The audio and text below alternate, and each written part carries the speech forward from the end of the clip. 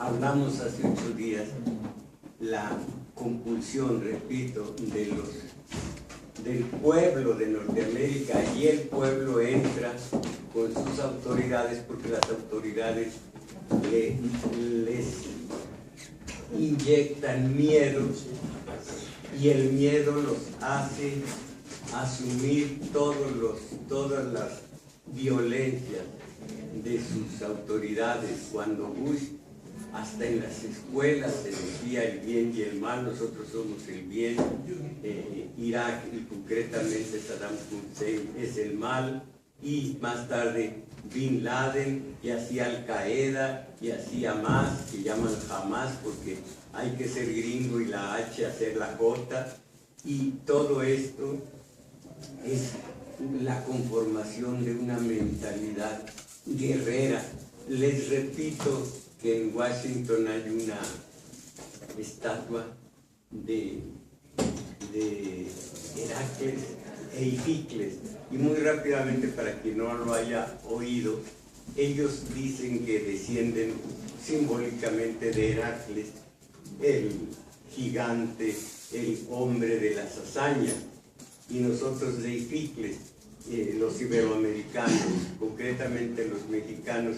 Y rápidamente esto viene de la fábula de Aquelmela, con C en medio, Almela, que tenía de marido a Anfitrión, con C.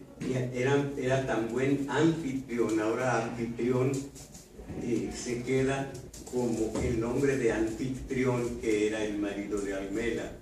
Le gustó a Zeus Almela, hasta las mujeres le gustaban a Zeus.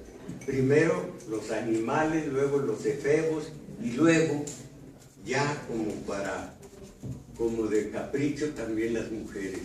Entonces, como le gustó a Almela, para acercarse a ella se metamorfoseó en Anfitrión. Hizo que durara varios días la noche en que se acercó a ella, la misma noche en que estuvo Zeus, estuvo Anfitrión el verdadero, y entonces se dio cuenta Anfitrión que Zeus había estado con Almela. Allí se engendraron y se concibieron 2 criaturas, una Heracles, la otra Ificles. Heracles, hijo de Zeus, cuando era celosísima la esposa de Zeus, celosa porque nacieron hijos de Almela, mandó 2 serpientes a que los ahogaran, y mientras Ificles, hijo de humano, chillaba, gritaba y gritaba de espanto, Heracles, hijo de Dios, de un divino, tomó las serpientes, las ahogó en sus manitas, y el tipo, aquel apenas tenía unos días de nacido, y así murió, así murieron las serpientes, terminó el peligro, y queda ahí el símbolo. Ellos son Heracles, hijos de Zeus, y nosotros somos hijos nomás de un buen anfitrión.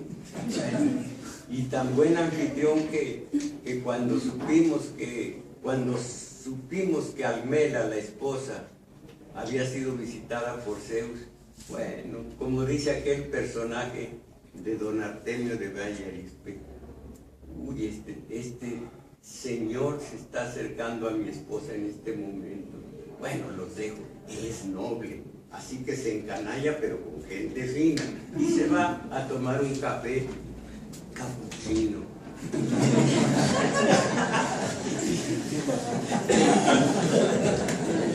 Bueno, entonces, una noticia y un comentario. Esto es como un final del liberalismo. Miren, voy a seguir con el liberalismo, y tengo aquí recopilación de lo que en la Edad Media era el pobre y de lo que era el rico, desde el punto de vista de la Iglesia Católica y desde el punto de vista de nobles como Malthus. Y Malthus era clérigo, nada más que no católico, sino anglicano. Y este Malthus tiene unas opiniones sobre el pobre funestas. Y la Iglesia Católica, al contrario, y lo digo entre comillas, al contrario, tiene unas opiniones bellísimas.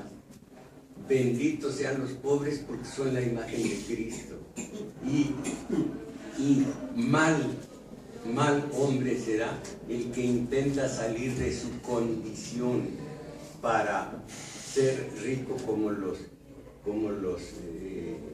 liberales, que esos no son la imagen de Cristo. Bueno, todo esto es la pugna que a lo largo de Edad Media, Renacimiento y hasta llegar a la Revolución Francesa tuvieron la pugna esa. El católico con dos ramas, los jansenistas y los jesuitas. Aparentemente ganaron los jansenistas porque ya ven que ¿quién fue? Carlos III arrojó, o fue Felipe, Carlos arrojó a los jesuitas de su reino y también de la Nueva España. 1677, 76 salen los jesuitas y los jansenistas, ambos católicos. En apariencia triunfaron. Los jansenistas ya no existen y los jesuitas están en todas partes, menos en este taller de lectura, de teoría política, menos que vengan disfrazados. Entonces, aquí las opiniones del jansenismo, de los jesuitas, de la Iglesia Católica en general, acerca de lo malo que eran los liberales y cómo al final se aliaron con los liberales. Los liberales siguen en el mundo con su democracia liberal,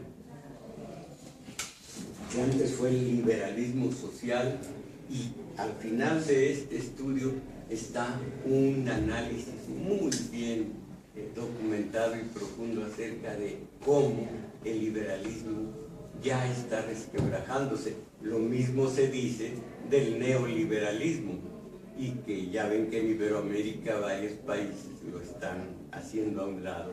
Esto lo vamos a ver tanto una selección de lo de la pugna, iglesia, liberales, que para qué decir que ganaron estos, pero de principio a fin, para que la iglesia se aliara con los liberales. El liberalismo europeo de Lasky, del cual he entresacado lo más expresivo para nosotros. Pero antes, como les digo, como dijimos hace 8 días, la raíz de esta compulsión guerrera de Estados Unidos. Y ya les digo cuál es, ya les dije cuál es la fuente.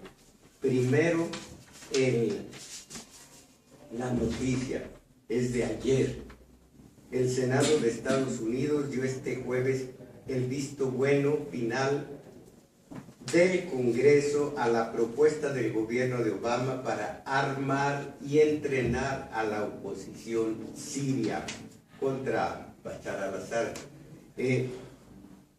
Según expresó en unas declaraciones en la Casa Blanca, fíjense qué semejanzas entre el presidente de allá y el de aquí. Obama agradeció la rapidez y seriedad con que las dos cámaras legislativas aprobaron un elemento clave de la estrategia contra el grupo extremista Estado Islámico: entrenar y equipar a la oposición para que ésta se haga más fuerte y pueda atacar al Estado Islámico dentro de Siria. Incluso Dentro del equipo de la Casa Blanca hubo voces que reclamaban un apoyo más claro y letal a la oposición siria. Y el comentario, un poco extenso, un resumen de las guerras de Estados Unidos en las últimas décadas nos lleva a Afganistán, donde la CIA, en alianza con el ultrarreaccionario Reino Saudita y los servicios especiales de Pakistán, armó una legión de extremistas fanáticos, los futuros talibanes, para combatir a las tropas de ocupación soviéticas, destruir al Estado laico y suprimir las corrientes progresistas existentes dentro del país.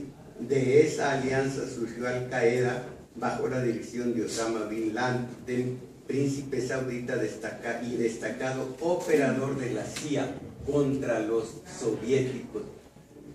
Todos estos fueron armados, financiados por Estados Unidos contra la que fue la Unión Soviética en Afganistán, uno de los grandes errores de esa Unión Soviética. Entre las consecuencias fundamentales de la guerra reciente de Estados Unidos están la destrucción del Estado iraquí y la muerte de cientos de miles de sus habitantes, incluyendo decenas de miles de niños. Pero son el daño colateral que dijo este señor Calderón, del cual algunos de ustedes habrán leído la noticia que defensores de derechos humanos de ciento y tantos países, 171 países, en La Haya, piden que examinen la serie de desmesuras de Calderón a ver si es reo de alta traición por los muertos, los desaparecidos y demás. Mientras tanto, Calderón hablando que en Venezuela hay un veneno contra la democracia que puede imprisionar a todos nuestros países. Imagínense.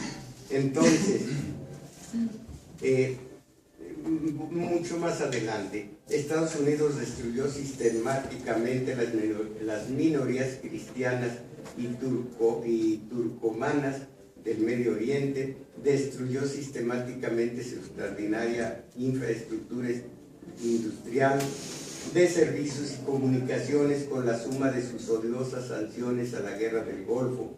Su última agresión en 2003, basado en la repugnante mentira de que Irak poseía armas de destrucción masiva, pulverizó lo que podía quedar en pie y mediante una política deliberada de contrainsurgencia empujó al odio entre sus comunidades confesionales y étnicas, que ha llevado a una cadena de masacres sectarias y a la muerte o emigración de miles de profesionistas, científicos, intelectuales de ambos sexos, así como de clérigos. Ya nomás un párrafo final. El huevo de la serpiente del Estado Islámico se concibió en Afganistán, más tarde se empolló en Irak y se multiplicó exponencialmente con las guerras imperialistas contra Libia, Siria, las zonas tribales de Pakistán y Yemen, así como Somalia. En Libia y Siria, Estados Unidos congregó a decenas de miles de extremistas sunitas financiados y espléndidamente armados por Qatar, Arabia Saudita y otras petromonarquías árabes para lanzarlos al cuello del gobierno legítimo de Bashar al-Assad. Jordania y Turquía facilitaron el paso a Siria, inteligencia y entrenamiento de muchos de ellos. Todo el horror que han hecho Estados Unidos en estas zonas. ¿Y por qué? Y ya les dije el origen de este folleto. Disculpe, ¿cuál es la fuente? Está muy bueno ese artículo. No, el segundo. Bueno. El primero son noticias que puede ver usted en cualquier periódico. Y los comentarios son de Ángel Guerra, que es muy, bueno, pues es cubano. Por eso sus adjetivos son exagerados, que de manera abominable y demás. Lo leo tal cual, pero a mí no me gustan esos adjetivos. No me gusta mucho los juicios de calidad, pero es él y lo vio tal cual. Ahora, ya dije de este folleto, el origen, un poco extenso, pero podemos entender mucho de lo que es Estados Unidos. Miren, Morris Berman, que ustedes ya les es familiar el nombre, que objeta algunas opiniones y en general las opiniones todas de Chomsky. Va más a fondo.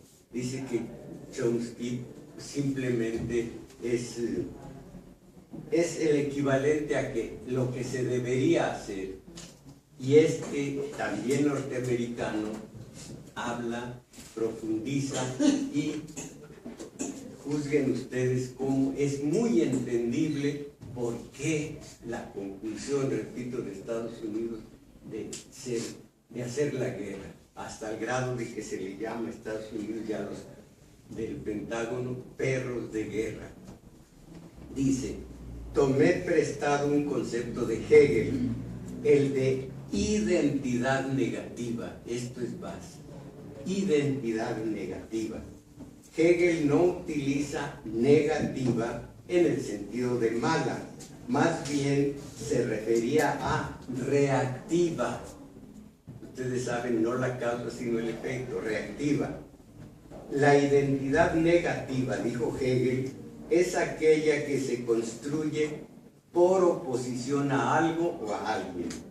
Permite desarrollar fronteras del ego muy sólidas, siempre en conflicto con el enemigo. Pero como se forma por oposición, en realidad no tiene ningún contenido. Como resultado, aparenta ser fuerte, pero en realidad es débil, porque su propia definición está totalmente supeditada a una relación con algo más. ¿Qué sería un amo?, pregunta Hegel, sin el esclavo. Eliminemos al esclavo y el amo no tiene nada más que lo defina. Y cuando aquí hemos estudiado el upir, ¿alguien se acuerda? Que es enormemente débil, porque un upir, un vampiro sin víctima, se muere de sed. Y esto era hablando del macho, del golpeador, del que maltrata, así sea nada más psicológicamente, que es mucho. A la compañera es muy débil. La compañera se retira, la compañera hace algo para nulificar los ataques del macho y el macho queda totalmente desprotegido. Hegel, que siempre me anda imitando, hizo esta comparación. Eliminemos al esclavo y el amo no tiene nada más que lo defina. Mi argumento, dice Morris, es que este concepto de identidad negativa se aplica con especial precisión a Estados Unidos y a la historia del continente americano.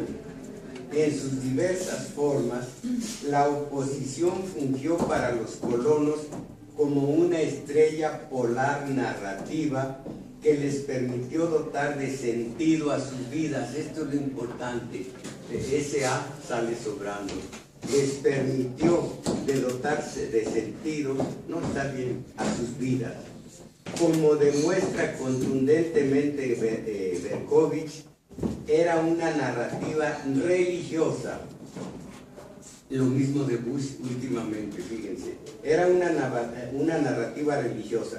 Así que no pasó mucho tiempo para que se volviera maniquea. Una narrativa donde el enemigo, quien quiera que fuera, era el más malvado entre los malvados. El blanco de este odio autocomplaciente ha ido cambiando con el tiempo, pero la forma, su estructura de oposición maniquea ha permanecido igual. Así que los indios americanos desde el principio fueron vistos como simples salvajes que obstaculizaban la civilización, entre comillas, y fueron tratados en consecuencia. Cada día de acción de gracias los norteamericanos se sientan a la mesa a disfrutar de un pavo para celebrar el genocidio y cuasi extinción de toda una población indígena. La guerra de independencia de Estados Unidos trajo consigo el siguiente blanco: los británicos, aunque en realidad ya estaban en la mira desde que los primeros colonos partieron rumbo a América a partir de 1620. En la visión de los colonos, Gran Bretaña era decadente y corrupta, jerárquica y orgánica, en tanto que nosotros, los ciudadanos de los futuros Estados Unidos de Norteamérica, éramos esencialmente no británicos, no europeos, sino más bien republicanos, es decir, antimonárquicos. En los libros de historia americana casi nunca se discute el terror y la brutalidad con que fueron tratados los realistas, aquellos americanos que se plegaron a esta visión en blanco y negro, pero aún así existen ciertos registros. A los norteamericanos colaboracionistas, digamos, se les intimidaba constantemente, los bañaban en alquitrán y los cubrían con plumas, se les confiscaban e incendiaban sus propiedades, se les echaba de sus casas y a menudo se los asesinaba por ser traidores, entre comillas. Hay muy pocos libros norteamericanos sobre este tema, porque violan el mito de la inocencia americana, de los ideales nobles. Si seguimos adelante, llegamos a la oposición con México, que condujo a provocar una guerra fraudulenta y el posterior robo de más de la mitad de su territorio. Al igual que con los indios americanos, era conveniente etiquetar a los mexicanos como ignorantes y subdesarrollados, una especie de salvajes, entre comillas, que carecían de la energía vibrante del capitalismo americano. Es un desafortunado estereotipo que sigue teniendo cierta vigencia hasta la fecha. Al igual que los indios americanos, los mexicanos estorbaban la marcha hacia el progreso, entrecomillado, hacia el destino manifiesto norteamericano, destino manifiesto, de nuevo un mandato divino. De hecho, el gobierno mexicano sabía bien desde el principio con quién trataba. A finales de la década de 1820, una comisión mexicana escribió que los americanos eran, comillas, un pueblo ambicioso, siempre listo a abalanzarse sobre sus vecinos sin una chispa de buena voluntad. Paso a algunos detalles que no nos interesan tanto y luego esto. Después vinieron los alemanes, aunque esa oposición parece justificada, y luego los comunistas ateos. La conversión de Rusia de aliado a enemigo ocurrió casi de la noche a la mañana y no es difícil darse cuenta de por qué. Con Alemania fuera de la jugada, se necesitaba un enemigo para llenar el vacío existente. Este es lo importante. Ya no tenían de enemigo a los alemanes. Con Alemania fuera de la jugada, se necesitaba un enemigo para llenar el vacío existente. Y aunque la Unión Soviética tenía un régimen en extremo opresivo, no era necesario convertirla en el enemigo mortal, porque su principal objetivo consistía en asegurar sus propias fronteras y no en expandirse. Los archivos del KGB, que se desclasificaron tras la caída de la Unión Soviética, revelaron que el verdadero miedo de Rusia no era Estados Unidos, sino una Alemania armada de nuevo. Sin embargo, no existió ningún intento de negociar con Rusia. Como señaló Stalin desde 1946, para los americanos la palabra negociación en realidad significaba capitulación. De cualquier manera, la Guerra Fría mantuvo ocupada a la nación norteamericana durante décadas, y la llamada defensa perimetral, que sostenía que cualquier alboroto en el mundo justificaba la intervención militar estadounidense, condujo a los desastres de Irán, Guatemala, Vietnam, Chile y demás. Evidentemente, la estructura psicológica de la identidad negativa condujo a una crisis cuando la Unión Soviética por fin se colapsó. De pronto no teníamos a nadie contra quien definirnos. La Guerra del Golfo de 1991 ayudó a llenar el vacío por un tiempo, pero los años de Clinton carecieron de mayor sentido. A falta de un enemigo, no teníamos idea de quiénes éramos, así que llenamos el vacío con O.J. Simpson y Mónica Lewinsky. Finalmente, el mundo islámico nos hizo el mayor favor que pudiéramos imaginar al atacarnos. Repentinamente, el terrorismo reemplazó al comunismo como la palabra clave, y Bush hijo, al igual que Reagan con la Unión Soviética, no vaciló en representar la batalla como una guerra cósmica entre el bien y el mal. Era imposible argumentar que la política exterior norteamericana en Medio Oriente tuviera algo que ver con estos acontecimientos. Sugerir algo del estilo equivalía a alta traición. No, nuestros enemigos eran malvados o dementes, o de preferencia ambas. Fin de la historia. Hasta la fecha, bajo el gobierno de Obama, los dólares de los contribuyentes norteamericanos pagan la impartición de talleres que enseñan a la policía y los militares que el Islam es una religión malvada que se propone destruir Estados Unidos y que por tanto debe ser destruida.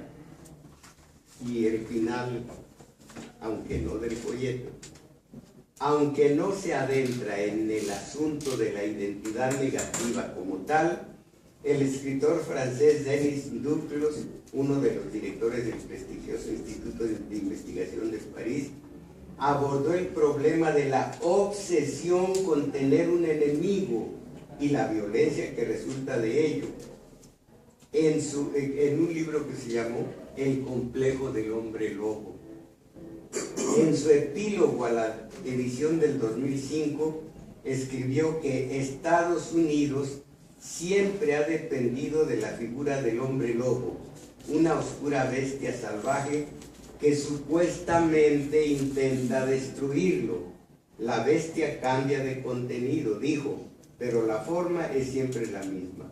En el centro de todo yace un terrible miedo que los americanos tienen al vacío, no a enemigos, esos lo benefician, le dan identidad, que los americanos tienen al vacío, que es una manifestación de la ansiedad de no existir, que disfrazan con un optimismo hiperactivo. Es una sociedad curiosa, un pueblo que en realidad no sabe quién es. Como los romanos, siempre se consideran bajo asedio, lo que podría desembocar por fin en un populismo fascista. Comillas, el miedo americano al monstruo siempre ha marcado su historia, ya sea que exista interna o externamente. Esto conduce a un aislamiento del país en una especie de psicosis colectiva que solo puede contribuir a la inestabilidad internacional. Curiosa la tesis y me parece que justa, porque necesitan un enemigo o no saben quiénes son. identidad reactiva. Entonces, de esto se habló la vez pasada y por lo mismo traje ante ustedes una noticia. Ahora entran a Siria y un comentario, pero han destruido tantas partes de Oriente Medio. ¿Y de dónde no han destruido?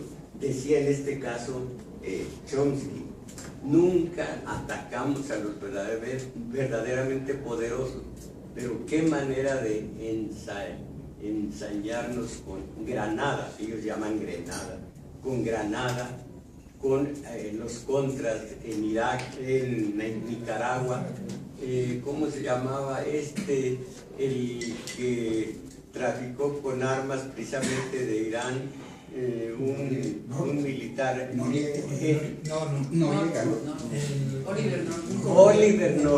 Oliver North fue el instrumento de armar a los contras. Por fortuna, los sandinistas se impusieron, aunque a estas alturas los sandinistas ya no son lo mismo, desde que una señora con su bastón y detrás todo el poderío norteamericano llegó al poder. La viuda ¿cómo se llamaba? Chamorro, ¿cómo se llamaba? Violeta. No, él. Bueno, ya no recuerdo. Él, que fue muerto por los sandinistas porque era un reaccionario tremendo. Pero donde quiera está la marca, pues para qué hablamos de Panamá, de la República Dominicana, de todas partes, la necesidad de identidad reactiva, porque si no existe un enemigo, ¿en dónde inventamos uno? Bueno, esto fue algo que hace 8 días se trató y que les dije que creo que nos iba a decir con cierta claridad qué es lo que pasa con Estados Unidos, que siempre está buscando dónde. Nada más un café. Y esto lo veremos después, que es la polémica, no polémica, es la entrada del liberalismo muy lentamente, la consolidación con Locke 1640 más o menos, cuando el Parlamento tuvo un gran conflicto con Carlos I. Carlos quería el reino, la monarquía absoluta, y el Parlamento una monarquía constitucional, y aventaron hasta los vasos para hacer por cada uno de su punto de vista, y lograron. ¿Alguien sabe quién logró imponerse? ¿Se acuerdan? Bueno, pues es obvio, el Parlamento se impuso a Carlos I, de modo tal que 9 años después, 1649, le cortaron la cabeza, y de allí en adelante una monarquía constitucional, primero la ley y luego el monarca, cosa que antes, cuando el derecho divino de los reyes estaba por encima de las leyes, al grado de que Luis XIV se atrevió a decir: el Estado soy yo, y Luis veintitantos dijo: la economía soy yo. La economía está aquí en Los Pinos. Otro Luis, de los mismos Luises. ¿Perdón? Luis Videogaray. Bueno, entonces, y yo hice esta síntesis estudiando la Iglesia Católica desde la Edad Media y el liberalismo, más o menos hasta la Primera Guerra Mundial. Ya después la Segunda vino el nuevo orden mundial, hablamos de 1944, de Don Gus, y concretamente el neoliberalismo, la globalidad y el consenso de Washington y toda la deuda externa que con el Banco Mundial y el Monetario Internacional se implementaron. Todo esto vamos a decir que fue la nueva época del liberalismo. Gracias. Que de ser, voy a hacer la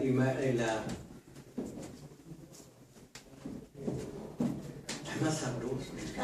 Es agua, pero pues junto al café de hoy, ya se fue Manuel, ¿verdad? Ya puedo hablar mal de esto. Bueno, entonces hice esta síntesis, viendo lo que es el pobre, viendo lo que es el rico, viendo lo que es la desigualdad. En la Edad Media había una única aspiración, la salvación del alma. Con el triunfo del el liberalismo todavía débil, había una única aspiración, que lo patrocinara el Estado para seguir medrando. Y ya cuando tuvo la famosa lugar común manija del juego, la única aspiración, las utilidades.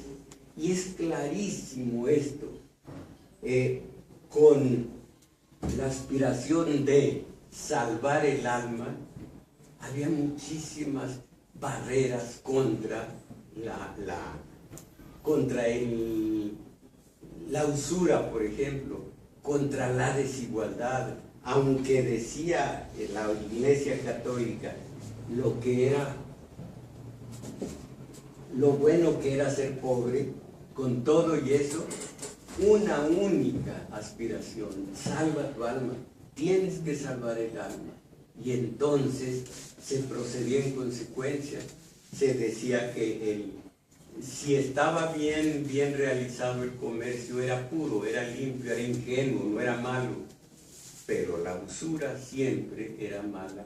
Y el enriquecimiento ilícito también, el robo y todo esto. Entonces, por más que la Edad Media está descontinuada y está satanizada y demás, tenía muchos puntos a su favor.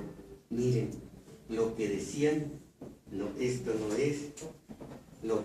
es esto. Conste que tengo unos separadores con una persona que me los critica a cada rato, y los separadores son de papelito de baño. Es que tengo frente a mi computadora un rollo. Pues pudieras, fíjese que con esa economía se salvaría la paz. Entonces, les voy a buscar la usura, por ejemplo. La usura, jamás puede haber usura sin robo.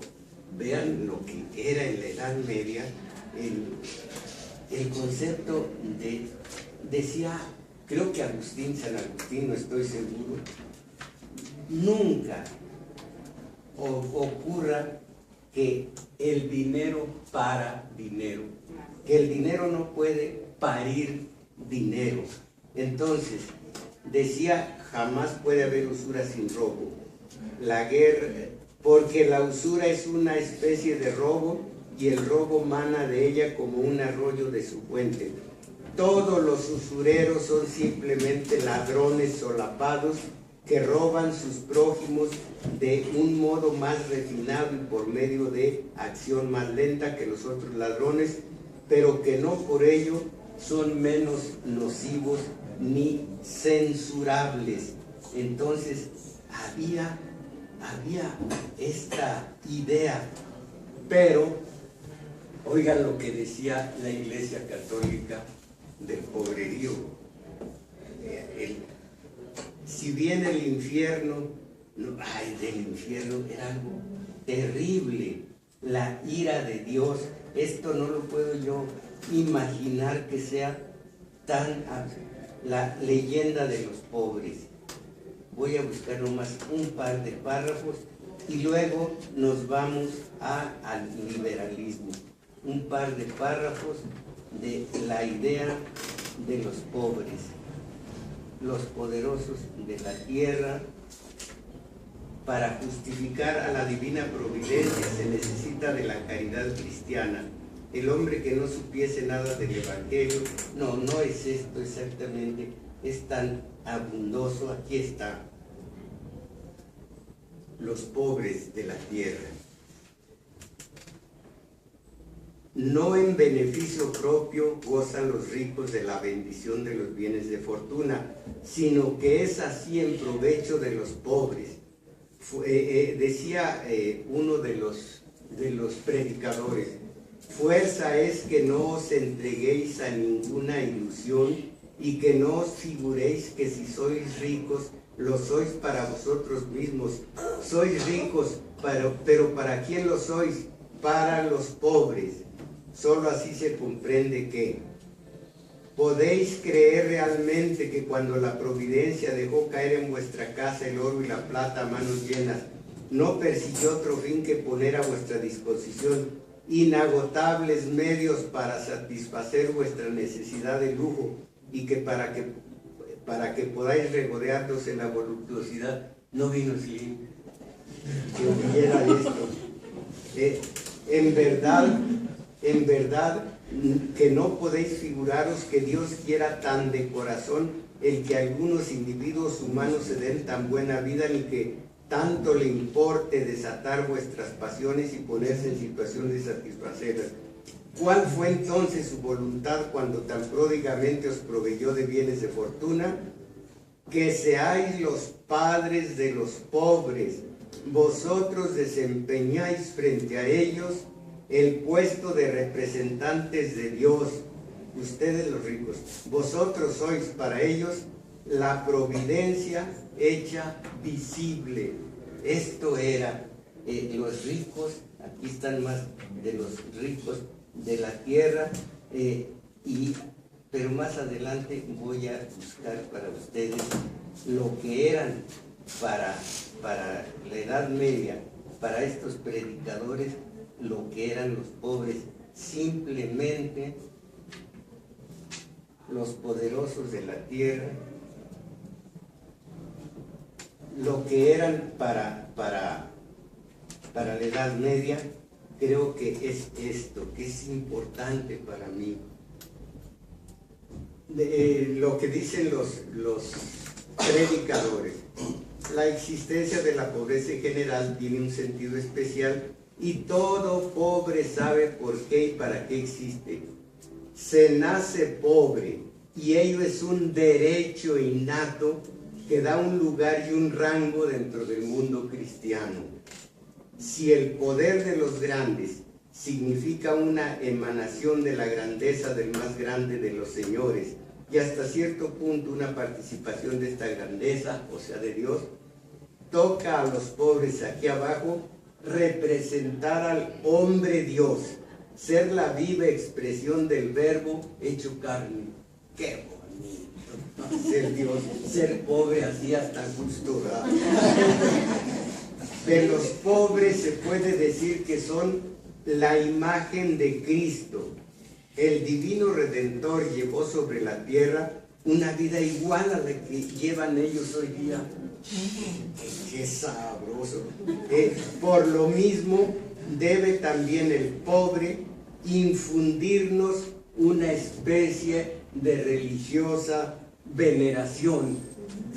¿Qué atracón se dieran en el Valle del Mezquital aquí? Todos los mazahuas. Y no nada más en el Valle del Mezquital. Entonces, debe también el pobre infundirnos una especie de religiosa veneración. Nada hay en el mundo entero más a propósito para llenarnos de veneración, nada más santo. No es un pobre, en verdad, como un crucificado entre nosotros. Sí, un pobre es un segundo Cristo, Hijo de Dios. Vean ustedes que estudiando, se da uno cuenta de semejantes desmesuras. Entonces, aquí está una serie de capítulos sobre el comercio, la usura, los neoliberales de la primera época, el jansenismo, los jesuitas, el comercio, ya lo dije, la idea de Dios y de los ricos, la idea de Dios y de los pobres. Está terrible esta exaltación del pobre, y como les digo, algún predicador decía, es ofender a Dios tratar de salir de la condición que Él señaló de pobres. ¿Por qué lo hizo? Él sabrá. Todo esto es tremendo, pero hace 8 días dimos un panorama completo de lo que era el liberalismo, y ahora me apoyo en este Lasky para amacizar lo dicho, pero sin que esto sea el principio. Veo que dice aquí: notemos que los sermones de los predicadores franceses de la época ensalzaban plenamente las virtudes burguesas. Después, ya cuando los burgueses fueron el tercer estado, concretamente la Revolución Francesa, todo el alto clero y el bajo clero también se fueron con los liberales.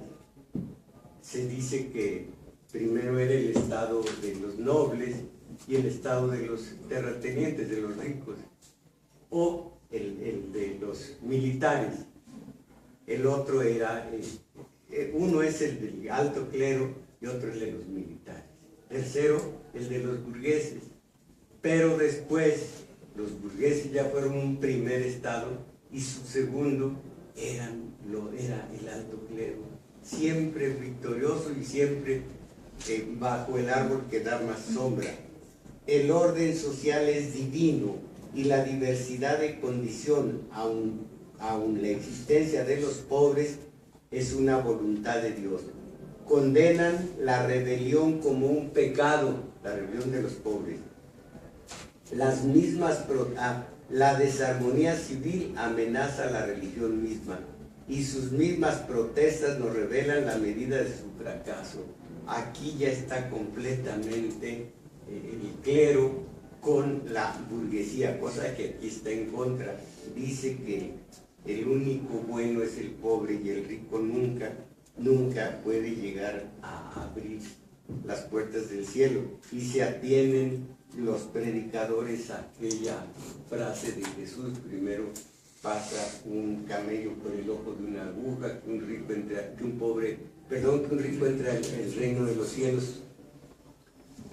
Pero estudiando más esa frase, que no deja de ser lo que dijo Jesús, pero realmente la traducción verdadera debe ser esta: primero entra la soga con que se ata un camello por el ojo de una aguja, que un rico en el reino de los cielos. Ese sí es el sentido, y además es lógico, coherente. El hilo pasa por el ojo de una aguja. Este hilo es la soga que ata a un camello y difícilmente puede entrar en ella, pero no un camello por el ojo de una aguja, que no tiene sentido. Una verdadera, o más bien una traducción fiel, eso es lo que dice. Entonces, vamos a comenzar en este libro con el mercantilismo. Estamos a ver si alguna vez vemos, nos apoyamos, aquí está el mercantilismo, nos apoyamos en una obra estupenda, no recuerdo de quién, lo tengo en casa, a ver si alguien sabe el autor, Los bienes terrenales. Leo Huberman. ¿De quién? Leo Huberman. Ah, bueno, entonces allí explica muy bien lo que es la economía, y la economía nosotros la aplicamos, aplicada al liberalismo, los bienes terrenales, así se llama. Y yo la he... Dígame. Digo, los bienes terrenales del hombre, ya no me acuerdo, pero la tengo totalmente subrayada, y los separadores son de lo que yo tengo a la mano. No es criticable. Pues ¿de dónde sales que tienes puro separador de papel higiénico, ya quedamos claramente de qué se trata. El mercantilismo es el primer paso que da el nuevo Estado secular en su camino hacia la realización cabal del liberalismo. ¿Alguien se acuerda la diferencia también que había entre la Edad Media y el liberalismo? Bueno, es sutil, esto no tengo por qué recordarlo. Era social, comunitario en la Edad Media, y es individual, es individualismo el del liberalismo, y el del neoliberalismo es individualismo a ultranza, todavía más riguroso el individualismo. Los ejes del neoliberalismo, hablábamos de la amoralidad, el individualismo a ultranza, la falta de leyes y la reflexividad, los ejes del neoliberalismo. Pero entonces aquí estamos apenas en el mercantilismo que hablábamos ya cuando hubo un periodo de acumulación. Siempre hay un periodo de acumulación y luego un salto de calidad. Periodo de acumulación, salto de calidad. El salto de calidad fue el capitalismo. El periodo de acumulación, hablábamos del tráfico de negros y el tráfico de oro y plata de las Indias a España. El mercantilismo es el primer paso que da el nuevo Estado secular en su camino hacia la realización cabal del liberalismo. Su aceptación es bien natural. La acción de un gobierno fuerte ha asegurado la paz. ¿Por qué no ha de obtener también la prosperidad? Aquí todavía el mercantilismo se basa en el gobierno. Todavía Maquiavelo, con todas sus teorías liberales, habla de un gobierno fuerte. Es cuando no tenía fuerza todavía, la fuerza suficiente el liberalismo, y siempre exigía un Estado benefactor, un Estado de bien social, bienestar social, pero un Estado de bien social. Después lo hizo a un lado hasta que en la Primera Guerra Mundial quedó todo destruido y dijo, sea el Estado el que tiene la obligación de rehacer esto. Y ahora, después de Friedman en Chile, con la experiencia chilena, de nueva cuenta vino la gran crisis en Estados Unidos y se recurrió de nuevo a Keynes, que propugnaba un Estado fuerte. De nueva cuenta el liberalismo se apoyó, primero exigió ese Estado fuerte que restableciera todo. El liberalismo, el neoliberalismo, lo primero que dicen, las vías de comunicación, porque son el dejar pasar, necesita vías de comunicación. Y no me acuerdo en qué país están pregonando que vías de comunicación por todas partes. Siempre los pobres son los primeros en la mira de los gobiernos como el del PRI. Entonces, este es neoliberalismo. Perdón, mercantilismo. El mercantilismo en su primera fase cambia simplemente la idea del control social de la Iglesia al Estado en el dominio económico. El liberalismo, ¿se acuerdan que hablábamos hace 8 días de 1300 y tantos, cuando la guerra de las investiduras, la querella se dice de las investiduras, y luego la peste negra, y después los campesinos se rebelan, hay algaradas, hay desórdenes, y unos grupitos de pequeños propietarios que se llaman burgueses, 1350, para poner un dato un poquito más o menos, 1350, cuando aparecen los primeros, cuando aparecen los siguientes. Allí no tienen fuerza ninguna, se apoyan precisamente en los campesinos, después se liberan de los campesinos y hasta el día de hoy. Entonces, el liberalismo comienza, veíamos, en la Edad Media, su semilla está en la Edad Media, pero los burgueses allí comienzan a hacerlo cuando se van descascarando de los feudos, del feudalismo, van saliendo del feudalismo y entran a ser pequeños propietarios, pequeños artesanos, y tienen mucho más poder los campesinos, hasta en los estados generales que preludiaron la Revolución de Francia, pues los campesinos son los que deciden, recuerdan ustedes, no solo ellos, sino que el tercer estado es campesinos y burgueses deciden por voto mayoritario el liberalismo económico. Y así hasta el día de hoy. El mercantilismo en su primera fase cambia simplemente la idea del control social de la Iglesia al Estado en el dominio económico. Es, por supuesto, un cambio trascendental, pues el fin de la acción del Estado ya no es la vida buena, moralmente hablando, hablando de la axiología, la vida moral, vida para la salvación del alma. Ya no es la vida buena, sino la consecución de la riqueza, la creación por medios legislativos de las condiciones que favorezcan la riqueza. Allí está perfectamente preludiada, siendo todavía antes de la Revolución Francesa, lo que es la doctrina de los liberales.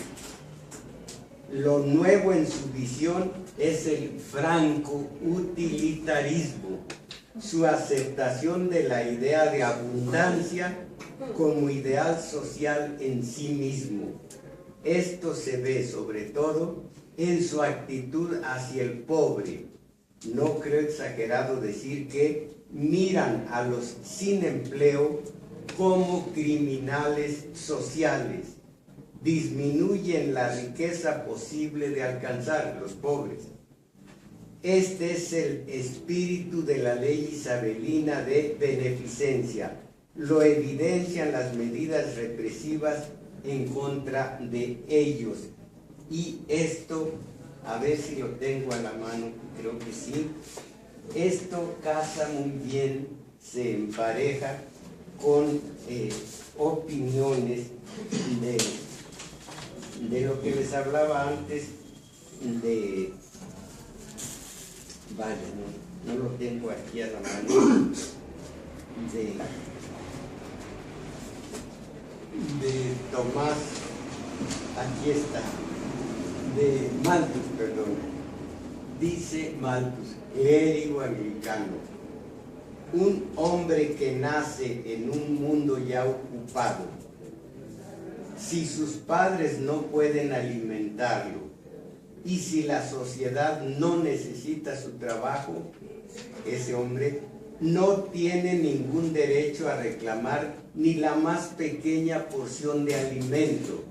De hecho, ese hombre sobra. En el gran banquete de la naturaleza no se ha reservado para él ningún cubierto. La naturaleza le ordena irse y no tarda mucho en cumplir su amenaza, la naturaleza. El hombre que nace en un mundo ya ocupado no tiene derecho alguno a reclamar una parte cualquiera de alimentación y está además en el mundo. En el gran banquete de la naturaleza no hay cubierto para él.